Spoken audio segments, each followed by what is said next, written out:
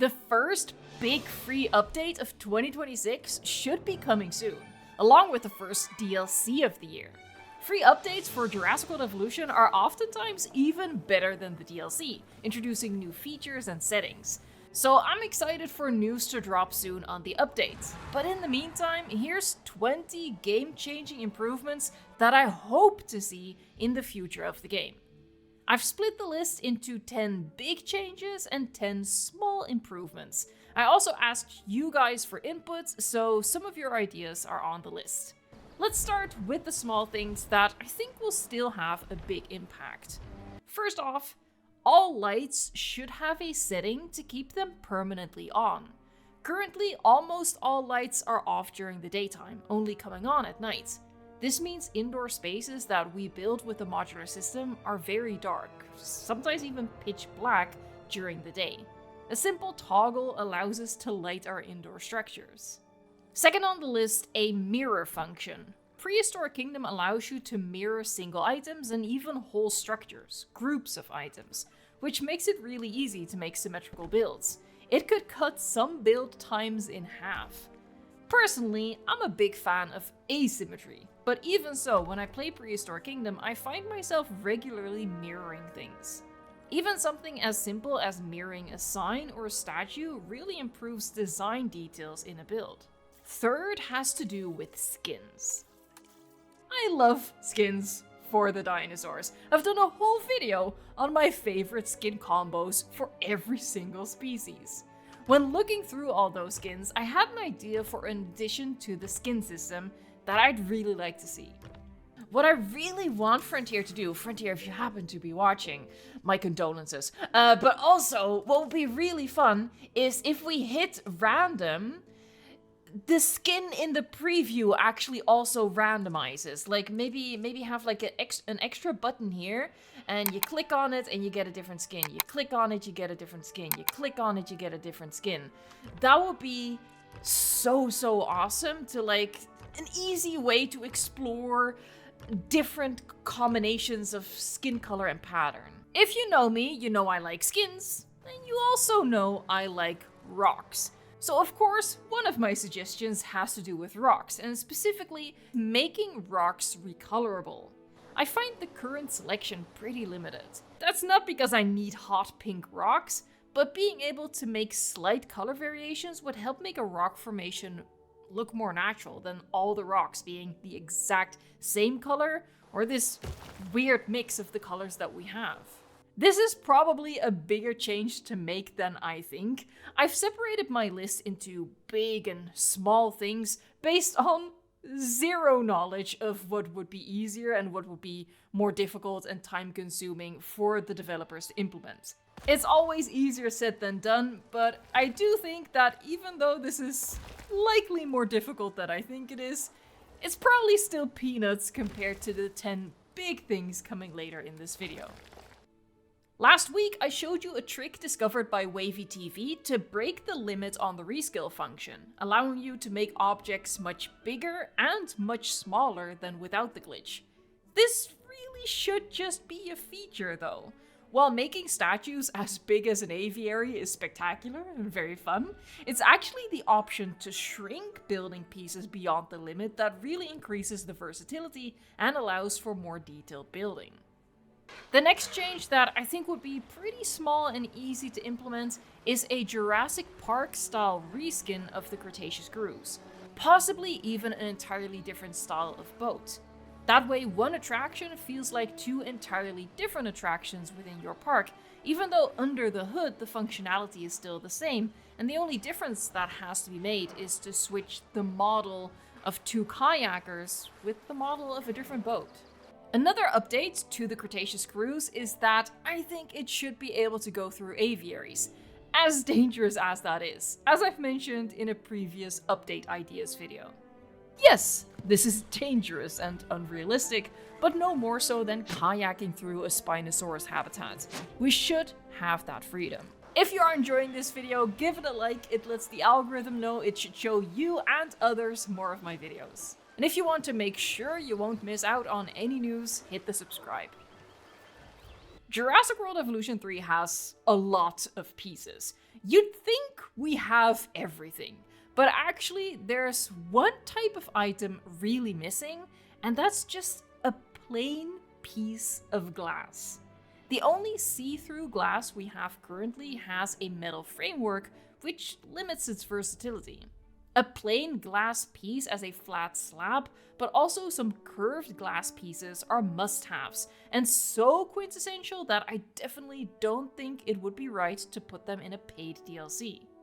Modular building gives us pieces to make low fences, and that's great, but it's also very time-consuming to line an entire plaza or stretch of path with fence pieces. If it's a straight line, it's easy enough to duplicate, but if you have to follow a curve, you have to angle the fence pieces one by one. I think it's a big missed opportunity that the fence tool doesn't include at least a couple of low fence options. These would not contain dinosaurs, but would just make quick work of placing low fences along our guest paths. The final small or easy improvement, based on my total lack of what that actually means, that I'd love to see, is for us to have the ability to release baby dinosaurs directly from the hatchery. The reason I think this is relatively simple is because the animation with which the babies leave the nest can translate to their hatchery release animation.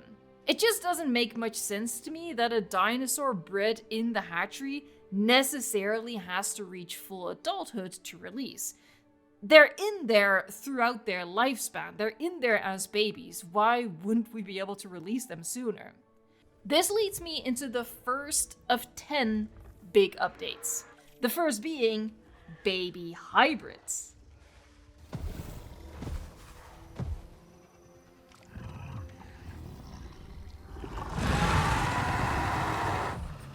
This is not something I personally want all that much. I mean, don't get me wrong, if it happens, I won't say no to it. I'll be excited. But this is really something that the community wants, at least a lot of people in the community want, and in the end, while I'm selfish, I also want what's best for the player base at large, and this is just a request that I always see pop up. Now, I kinda get the thought process of not letting the hybrids breed. But if Frontier implements the option of releasing baby dinosaurs directly from the hatchery, then that could and should include baby hybrids. No breeding in the wild required. I think it would be the best of both worlds, honoring the concept that these are lab-grown abominations that fit about as well into the circle of life as a square peg in a round hole, but at the same time, we get to see them as babies, which is what a lot of people want. The next big thing is my own personal biggest want. Say it with me. Bridges.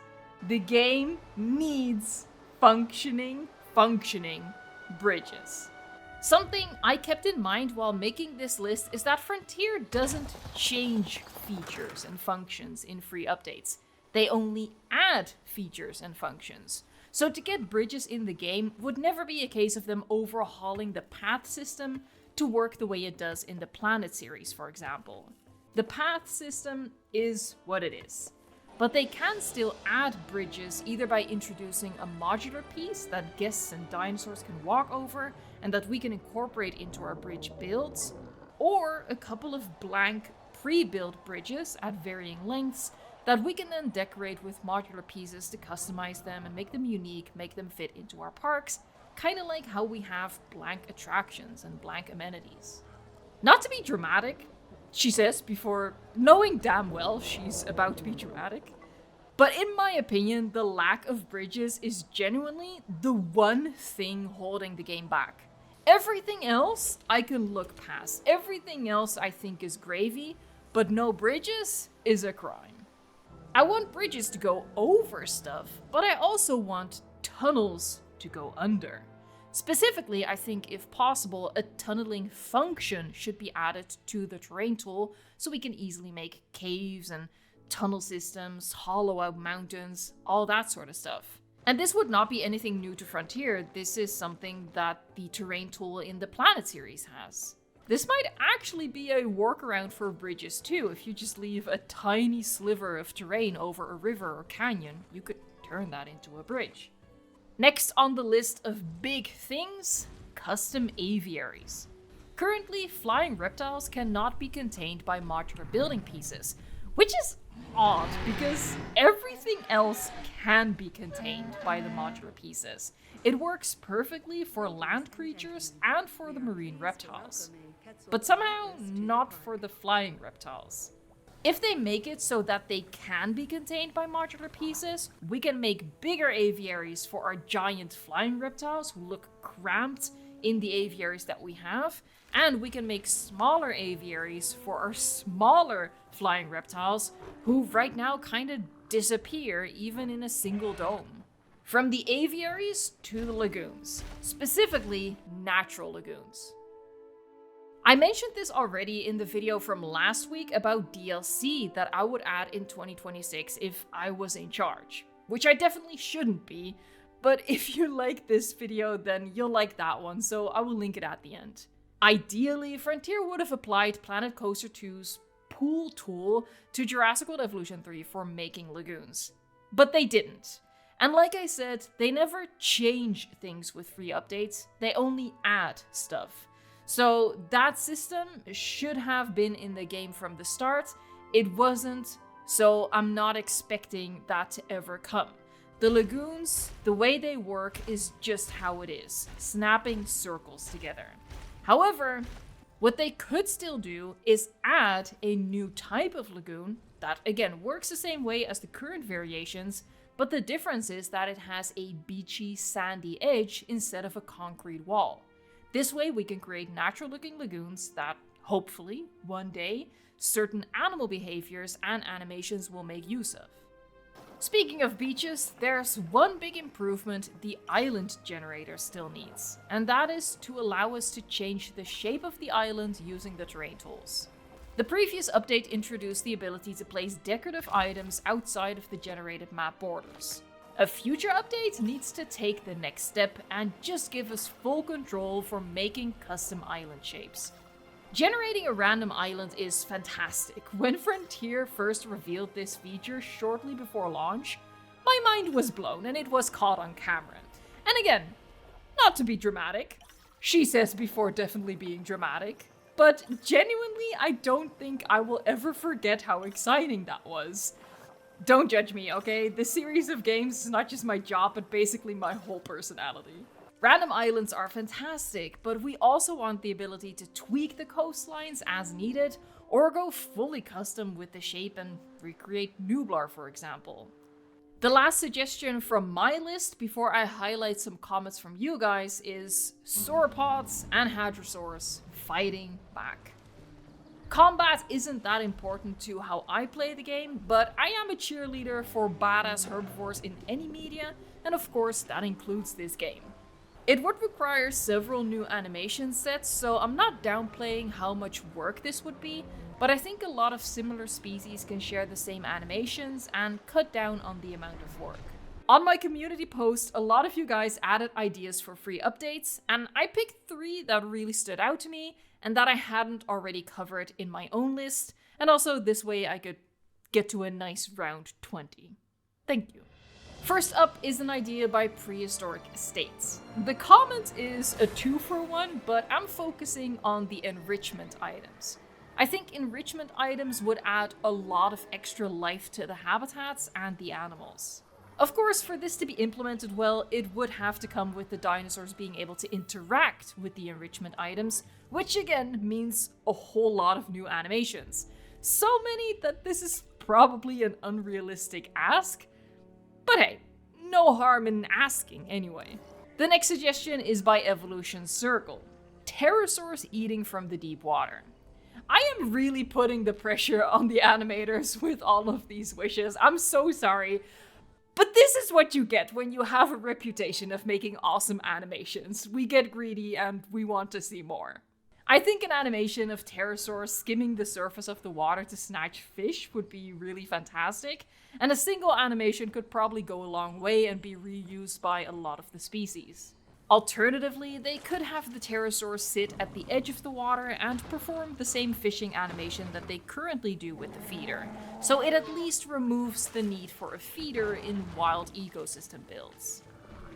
The final idea is from Wraith Giron, and oh man, is Frontier gonna roll their eyes if they ever see this video. I'm so sorry. But yeah, I agree. I would also really like the species viewer to return.